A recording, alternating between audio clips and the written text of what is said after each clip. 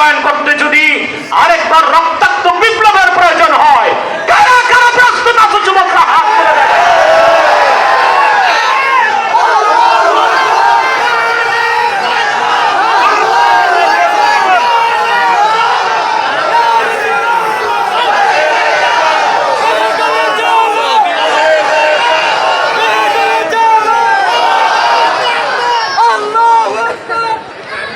আমার ভাইরা,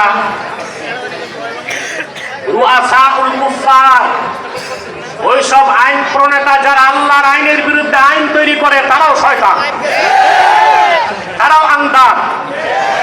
আল্লাহ যেটা হালাল করেছেন, রাসূলুল্লাহ যেটা হালাল করেছেন, কিয়ামত তক দুনিয়ার সমস্ত পার্লামেন্টের সদস্যরা মিলে ওই হালালকে হারাম করার অধিকার রাখে না।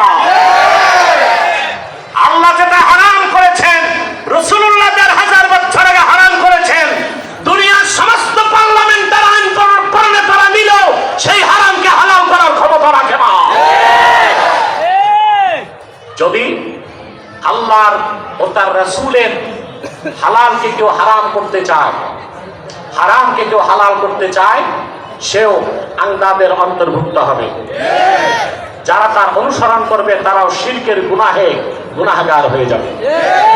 কোন মানুষ কখনো আল্লাহ যা হালাল করছেন ওটারে হারাম করতে পারে না, আল্লাহ যা হারাম করছেন ওটারে হালাল করতে আল্লাহ রাব্বুল আলামিন কোরআন কারীমে বলেন, কুল ইয়া আহলাল কিতাবি তাআলাউ ইলা কালিমাতিন সাওয়াইন বাইনানা ওয়া বাইনাকুম আল্লা না'বুদা ইল্লাল্লাহ ওয়া লা নুশরিকা বিহি শাইআন ওয়া লা ইয়াত্তাখিযা বা'দুনা بعضا أربابا من دون الله فإن تولوا فقولوا اشهدوا بأننا مسلمون।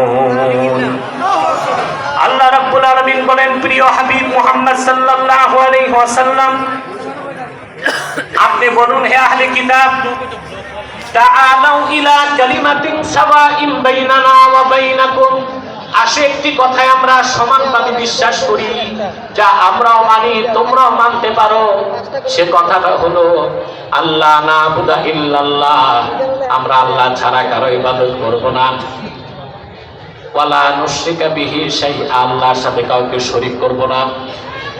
ওয়ালা ইয়াত্তাখিযা বা'দুনা বা'দান আরবাবাম মিন দুনিল্লাহ, আর পরস্পর আমরা মানুষ হয়ে অন্য মানুষকে রব বানাবো না।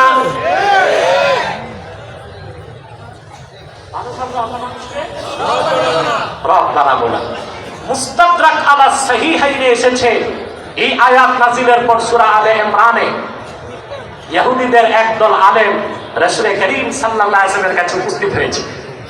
বলেন, ইয়া রাসূলুল্লাহ সাল্লাল্লাহু আলাইহি ওয়াসাল্লাম, আমরা তো আল্লাহকেই রব মানি, আমরা তো আমাদের নেতাদেরকে রব মানি না।